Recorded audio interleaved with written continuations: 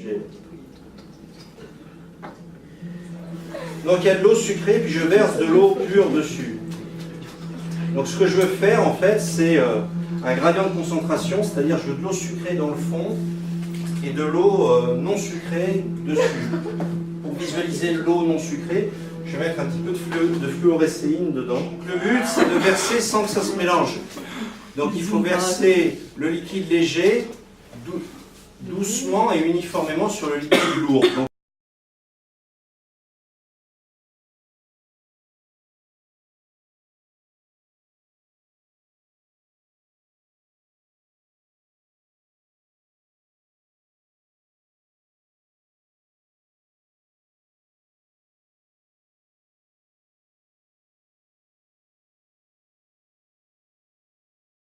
Donc, ça marche. Ah oui, alors il faut que je retire évidemment la lame sans tout mélanger.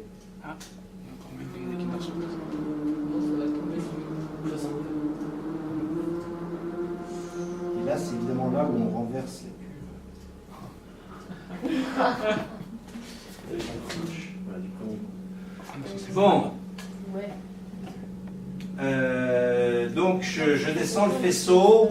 Là, il est au-dessus du niveau du liquide. Donc je le mets au ras du liquide. Donc le faisceau laser, là, il fait des arches.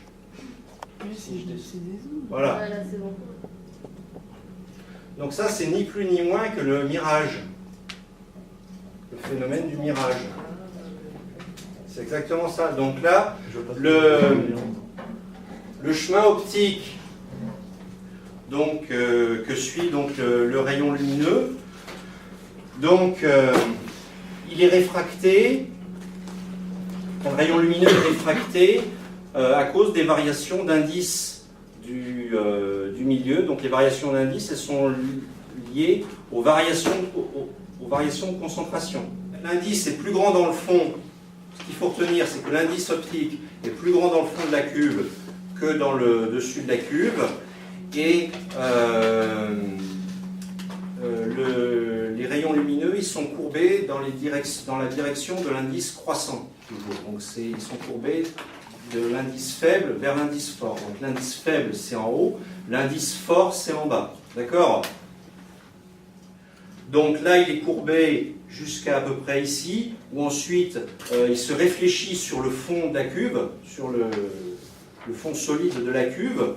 Donc là, il y a une réflexion, et le faisceau repart comme ça, et puis à nouveau, il est recourbé comme ça. Donc, si on s'y prend bien, on peut éventuellement faire plusieurs arches successives. La cuve n'est pas assez longue, ou j'ai pas mis assez de sucre pour le faire. Enfin, j'ai pas mis assez de sucre. Là, il y a presque 2 arches. Là. Je sais pas si vous voyez là. Voilà. Bon, voilà, ça a marché. Je vais remonter le truc. Donc, je vais remonter ça. Et puis, je voudrais qu'on regarde à peu près dans 2 heures où est-ce que ça en est, quoi.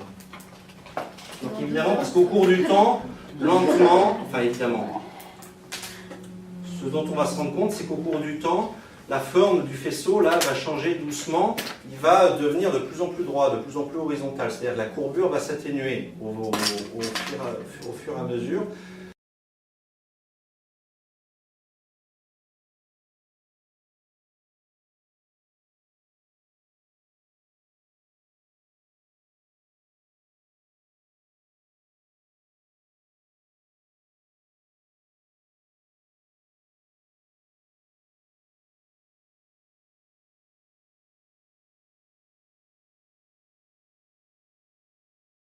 Bon, je mélange.